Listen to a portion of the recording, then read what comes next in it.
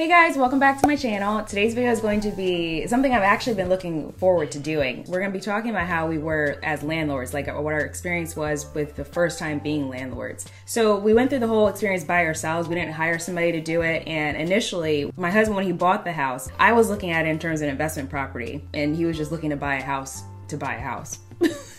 I really just wanted to get something fast, and I didn't care about the numbers. I wanted to obviously, fit in my budget, but I was looking at the wrong things, I guess. I wasn't necessarily like, oh, this could turn into a rental, or, oh, I could possibly flip this house. It turned out to be a good house because it was in a good neighborhood. I got lucky in a sense. It was perfect because it was small enough as a 2-bedroom, 1-bath house that a single bachelor like Tony at the time could rent it out, and it was enough space for him. But also when I moved in, we got married and had our daughter, it was perfect for like a small family also. And it had a huge backyard, so it was like a really perfect like little house. It was listed on the market for Tony to buy it for a week, and it was basically the same thing. We had to actually have an open house for a rental. We had applications that were there at the open house, so anybody who's immediately interested could apply. And we had an application fee, and we only used that fee for the background check. So we did run background checks on everyone. We've run into some tenants before, or other landlords, where they didn't do that and regretted it. So we do suggest you running background checks on every single applicant. It's a lot of private information.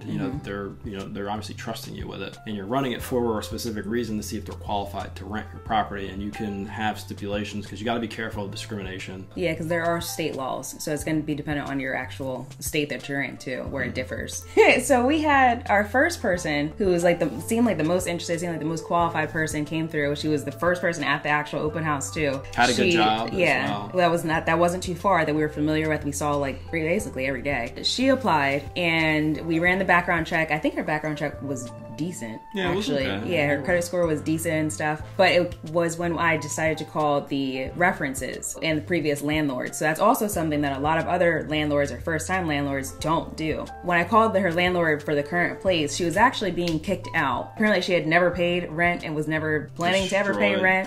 Destroyed the property. Yeah. The landlord told me we could go drive by his property and see like what she had done to it. Yeah, he was actually taking her to court. Like, that's how bad it was. All because he didn't do, background check on her. The forged letter helped him win in court. Yeah, she had a forged reference letter from the landlord too. So even with background check, call references. Make sure you ask for references in your application as well. So we eventually found the correct tenants on our second open house. They had good jobs, they had a dual income, which was great for us. Mm-hmm. Something that I think that set our rental apart from others is that we allowed pets, and the yard fit for that. And it was fully fenced in too. Yeah, and we charged an extra fee for those dogs that actually allowed us to generate a little more money. And I think that it really did set us apart because in our neighborhood, the neighborhood in general was really great. So there were houses also for rent that were much bigger than our house, but they all sat a lot longer than ours did because we were the only ones that allowed pets. And I think a lot of people are concerned about, so you get your tenant in, what's the process on making it legal? So Landlords is a website that I literally love. Like, I love that kind of stuff. So basically it tells you everything. It actually questions basically throughout the lease agreement as you're filling it out. So it had specific Delaware laws that I actually didn't know about as much as I'm into the law. So it would ask questions about it and it would automatically include it. And basically when you're done at the very end, it had a completed lease agreement that you could print out as many times as you wanted to. Now, there is a fee if you're actually going to print it out. So that'll be in the description box as well. It is something that I highly suggest because it was very, very, very helpful. You're creating a legal document that's from actual lawyers, so you're getting that from them. You're not making it up yourself, and you're protecting yourself. And I think you don't have to worry about forgetting something. I think it was $1 a month just to keep